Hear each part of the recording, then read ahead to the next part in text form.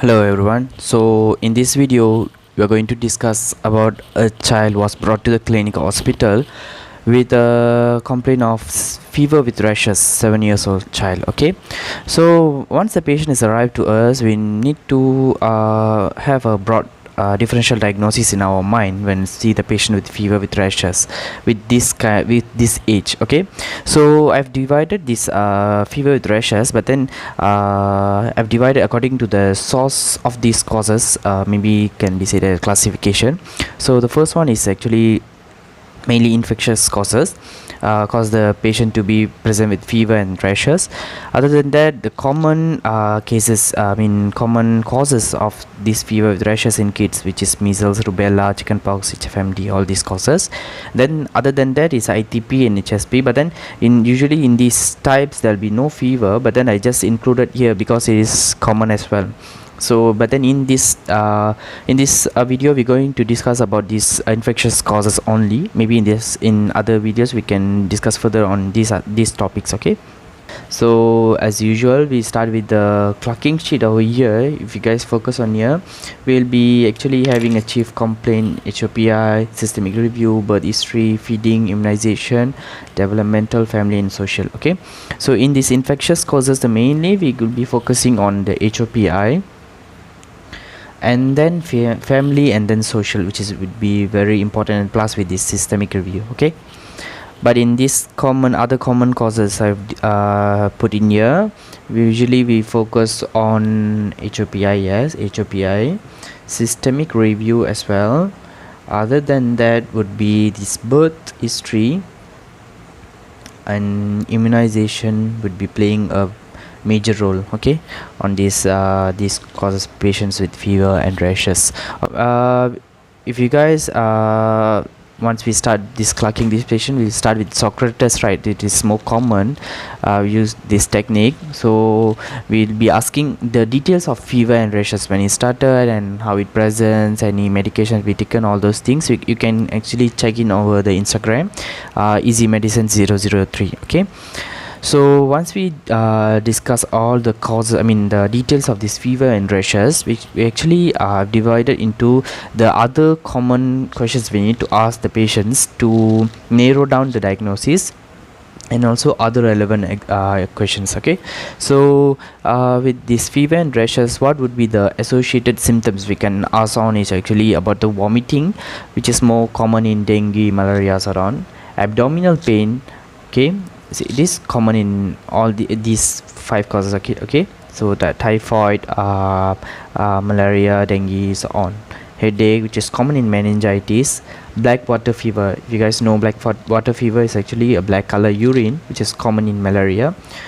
And then episodes of fits. Okay, so if a child present with there is maybe a history of fits at home, but it resolved, but then now fever, rashes and so on, maybe we can focus on meningitis.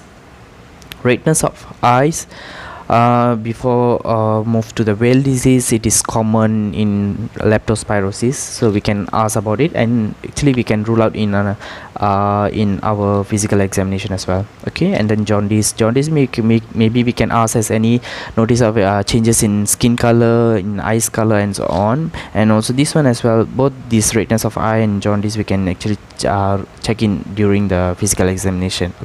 Okay, moving forward, we need to ask other relevant questions, where they are living, whether it's dengue prone area, when was the last fogging done, any family members or neighbors had dengue fever recently, and then whether they had any recent traveling to endemic countries, like if it is typhoid, it is to Indian subcontinents, and maybe if it is malaria, maybe they have gone to Sabah, so on.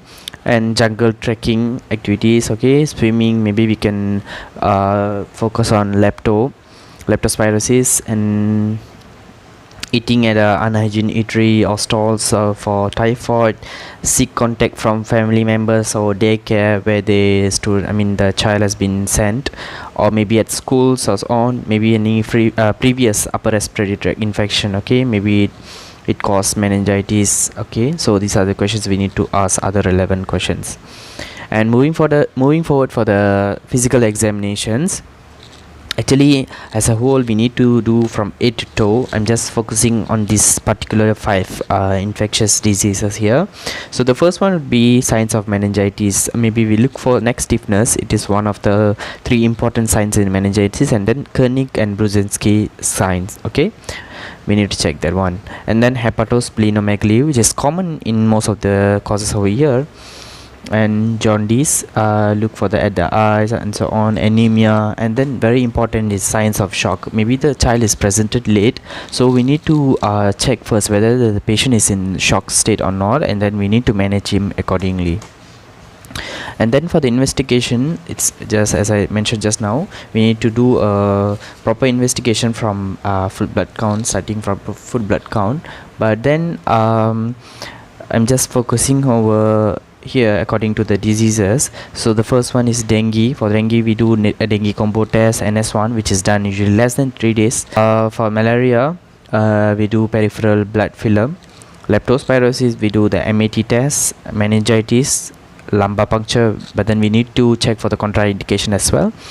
Typhoid fever, we do the typhoid test and stool culture. Okay, so once these are the common investigation to, I mean the definitive investigation to rule out these infectious causes. So once at the end of the end of this diagnosis of the disease, okay, so somehow we need to manage the patient accordingly to the type of disease. Okay, so dengue would be water treatment, we will be monitoring about the HCT, platelet level. And malaria, we treat with anti-malarial drugs. And meningitis and typhoid usually with antibiotics. And penicillin G, doxycycline for leptospirosis, penicillin cefotaxime for meningitis, and ceftriaxone for typhoid. Hope you guys understand, okay, how we manage a patient with fever with rashes for these type of causes. That's all for today. Thank you.